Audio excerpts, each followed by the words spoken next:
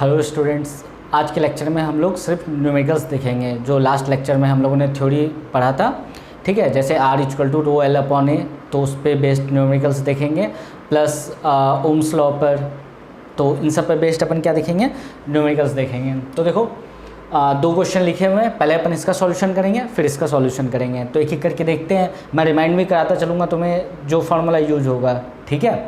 तो देखो when a 24 volt battery, मतलब पोटेंशियल डिफरेंस कितना हुआ, पोटेंशियल डिफरेंस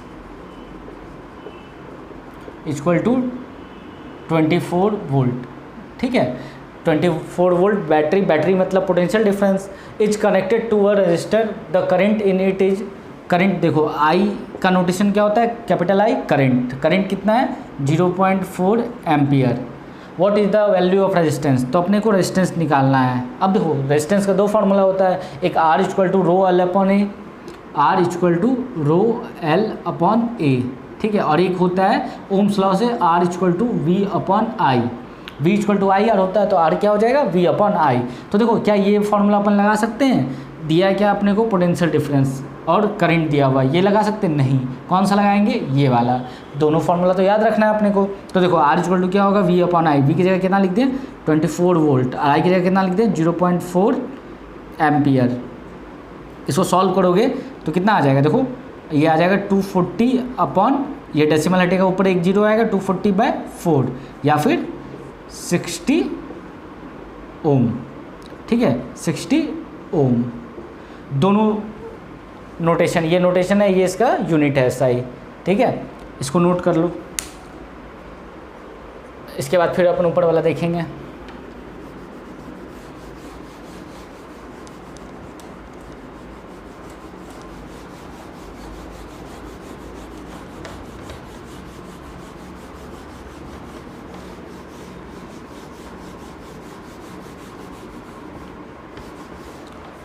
अब देखो ये वाला प्रॉब्लम है, ये देखो इसको क्या होता है, इसको ये प्रॉब्लम है ना, बच्चे बहुत पूछते हैं, प्लस इसमें क्या होता है अपने को कैलकुलेशन करने में थोड़ी प्रॉब्लम होती है। क्यों? क्योंकि हायर पावर मतलब पावर 10⁻⁻⁸ -8 इस टाइप का कैलकुलेशन होता है, न्यूमरेटर और डिनोमिनेटर से अपने को अच्छे से कैलकुलेशन करना होता है। तो इसको अपन देखते हैं ये क्वेश्चन, और कैसे सॉल्व करते हैं, प्रोसीजर देखते हैं। Find the specific resistance. अब देखो स्पेसिफिक रेजिस्टेंस क्या होता है, रियोस्टेट, ठीक है, ये रो, अपने को रो कैलकुलेट करना है। Of a wire of length 1.1 metre, इसका लेंथ कितना दिया हुआ है, लेंथ दिया हुआ है 1.1 मीटर। जैसे मान लो एक वायर है, ठीक है, इसका लेंथ कितना दिया हुआ है 1.1 मीटर, वायर का लेंथ दिया हुआ है। 0.4 mm डायमीटर दिया हुआ है, मतलब ये जो डायमीटर है ये कितना दिया हुआ है 0.4 mm, ठीक है, ये डायमीटर समझ रहे हो ना, ये डायमीटर, ठीक है, 0.4 mm दिया। तो बताओ उसका रेडियस कितना आ जाएगा, रेडियस आ जाएगा 0.2 mm। डायमीटर का हाफ क्या होता है, रेडियस। अब देखो रेडियस मिलीमीटर में है, mm क्या होता है, मिलीमीटर बता रखा है। अब देखो मिलीमीटर को मीटर में चेंज करना पड़ेगा, क्योंकि ऐसा यूनिट अपना क्या है, मीटर। तो देखो वहाँ पे क्या हो जाएगा, R equal to 0.2 into 10⁻³ metre, बताया था -3 10⁻³ से मल्टीप्लाई करने में क्या हो जाता है, ये मीटर में आ जाता है, तो ये मीटर में आ गया अपना। And having a total resistance of 4.2 ओम, मतलब टोटल जो इसका रेजिस्टेंस दिया हुआ वो कितना दिया हुआ है 4.2 ओम। रेजिस्टेंस कितना दिया हुआ है इस वाले कंडक्टर का, कंडक्टर जनरली सिलेंड्रिकल शेप का ही होता है। एक वायर लो घर में, उसको काट के देखो कॉपर का निकलेगा, तो इस टाइप का ही होगा, ठीक है।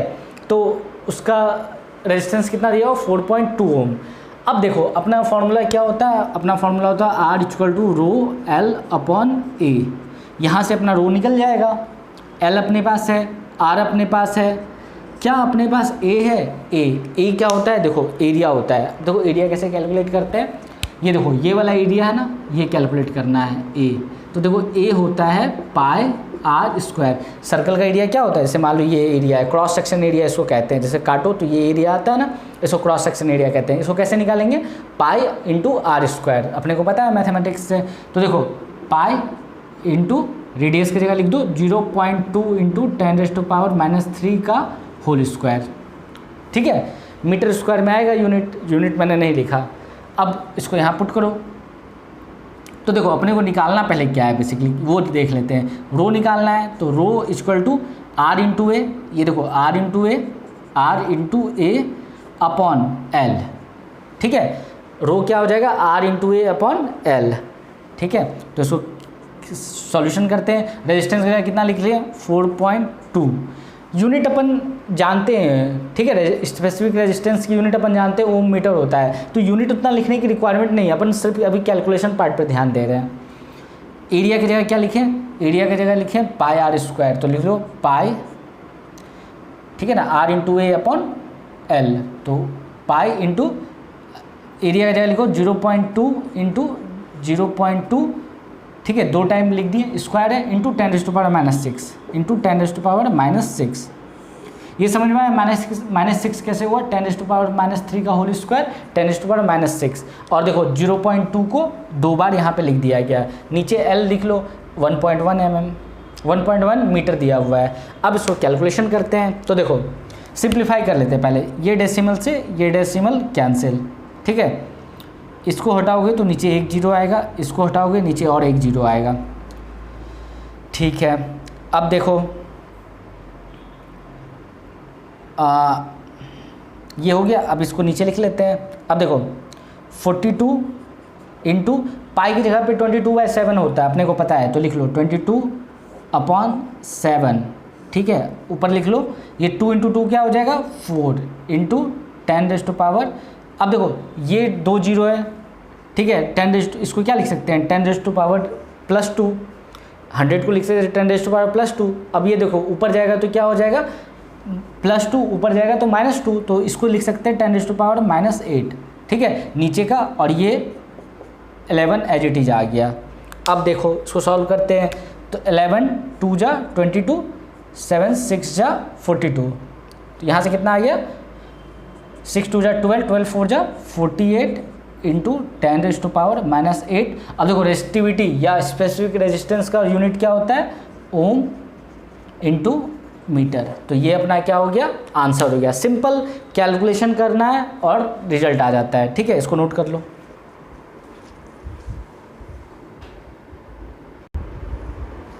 अब देखो नेक्स्ट प्रॉब्लम में कॉपर वायर हैज़ डायमीटर, एक कॉपर वायर है, इसका डायमीटर कितना है 0.5 mm, ठीक है, and resistivity of 1.6 into 10⁻⁻8 ohm metre. कभी कभी देखो यूनिट से भी अपने को पता चल जाना चाहिए ये क्या है रेजिस्टिविटी। तो रेजिस्टिविटी मतलब रो कितना है 1.6 into 10⁻⁸ ohm metre. What will be the length of this wire, अपने को क्या निकालना है लेंथ निकालना है, इस वायर का जो लेंथ है ना ये निकालना है। टू मेक इट्स रेजिस्टेंस 10 ओम, जिससे क्या हो मतलब इतना बनाओ लेंथ निकालो जिससे इसका रेजिस्टेंस कितना हो जाए हो 10 ओम हो। तो रेजिस्टेंस दिया हुआ 10 ओम, लेंथ अपने को निकालना है। अब देखो इस बार अपने को रेजिस्टेंस का फॉर्मूला क्या पता है R = ρl/A। तो यहाँ से देखो L कितना आ जाएगा, L आ जाएगा R × A/ρ। समझ में आया, L क्या आ जाएगा R × A/ρ, ठीक है। तो वैल्यू पुट करते हैं, R की जगह कितना पुट कर दे 10, A की जगह देखो डायमीटर दिया हुआ है 0.5 mm मिलीमीटर, ठीक है, ऐसा यूनिट क्या होता है लेंथ का मीटर। तो देखो रेडियस कितना हो जाएगा 0.25 मिलीमीटर। अगर उसको मिलीमीटर को मीटर में करेंगे तो कैसे करते हैं कन्वर्ट 0.25 इंटू 10⁻³ मीटर। एरिया क्या होता है ये जो एरिया है, ठीक है, ये जो एरिया आया πr², रेडियस ऊपर से उठा लो 0.25 इंटू 10⁻³ का होल स्क्वायर, तो ये एरिया आ गया। तो एरिया का क्या लिख दो पाई इंटू 0.25 इंटू 0.25 इंटू 10⁻⁻6, -6 क्यों आया -3 का होल स्क्वायर, ठीक है। और नीचे क्या ले आ जाएगा रो की जगह कितना लिख दो 1.6 इंटू 10⁻⁻8। अब देखो अब इसमें कैलकुलेशन करते हैं अपन, ठीक है। तो देखो अगर यहाँ से एक डेसिमल हटाओ तो ऊपर 1 0 बढ़ा दो, समझ रहे हो, 1 0 बढ़ा दिया। इस डेसिमल को हटाओ तो नीचे 2 0, इस डेसिमल को हटाओ नीचे और 2 0, ठीक है। अब देखो अब एक बार पहले कैलकुलेशन कर लेते हैं, सिंप्लीफाई कर लेते हैं, ठीक है। तो यहाँ से देखो अब देखो यहाँ क्या हो गया 25 इंटू 25, ये 25 ये 25, और ये इंटू पाई, पाई की जगह लिख दो 22/7, ठीक है, 22/7। अब देखो ये 100 है और ये 10⁻⁻6 है, ठीक है। तो देखो 10⁻⁻6 और ये 10⁻+2, तो -6 और +2 कितना हो जाएगा, -4, 10⁻⁻4, ठीक है। अब देखो नीचे का देखते हैं, नीचे में देखो 16, ये वाला 16 इंटू, अब देखो ये है 10⁻1 2 3 4, ये 10⁻⁻8, समझ रहे हो। इसको क्या लिख सकते हैं, 10⁻+4 भी लिख सकते हैं, और ये 10⁻⁻8, तो ये ओवरऑल कितना हो जाएगा, 10⁻⁻4। देख लो, ये देखो 100 को लिखते हैं 10⁻2, तो ये देखो 1 पे 2 जीरो रहता है, यहाँ पे क्या कितना जीरो, 1 2 3 4, 10⁻+4 लिखेंगे, और यहाँ देखो 10⁻⁻8 है, जब मल्टीप्लाई करेंगे तो पावर क्या हो जाता है, ऐड हो जाता है, बेस सेम होता है तो पावर क्या हो जाता है, ऐड, तो -8 + 4 कितना हो जाएगा, -4। अब देखो 10⁻⁻4 ऊपर से कैंसिल हो गया, ठीक है। और अब जो अपना रिजल्ट आया, इसको देखो 25 × 25, ठीक है, 25 × 25 × 22 डिवाइडेड बाय 16 × 7। अब इसको देखो, यहाँ से क्या अपने को कैलकुलेटर का यूज पड़ेगा, ठीक है, या फिर चाहो तो कैलकुलेट कर लो, रिजल्ट आ जाएगा 1.22 × 10⁻² मीटर, ठीक है। जब इसको सॉल्व करोगे तो रिजल्ट ये आ जाएगा 1.22 × 10⁻² मीटर। अब देखो यहाँ पे ज़्यादा मतलब सिंप्लीफाई हो नहीं पाया, क्यों, क्योंकि देखो यहाँ पे क्या है, 7 का मल्टीपल्स है नहीं ऊपर, तो यहाँ ज़्यादा कट नहीं हो पाया, इसलिए रिजल्ट ऐसा आया, ठीक है। कभी कभी ऐसे आते हैं प्रॉब्लम, ज़्यादा कैलकुलेशन करने का, देने का इसको इच्छा होता है, इसको भी नोट कर लो। एक मिनट देखो, इसको जो जब सॉल्व करोगे ना, जो अपना रिजल्ट आएगा ना, जरूरी नहीं कि यही है, जो अपना रिजल्ट होगा वही अपना आंसर आएगा, ठीक है। अपना देखो प्रोसेस पूरा सही है, सारा वैल्यू अपने सही पुट किया है, एल निकालना है तो रो, ठीक है, एल निकालना है तो R × A अपॉन रो किया, सब कुछ सही किया, सब कुछ वैल्यू सही पुट किया, तो जो रिजल्ट आएगा वो अपना आंसर होगा। एक बार आंसर क्रॉस चेक कर लेना, ठीक है।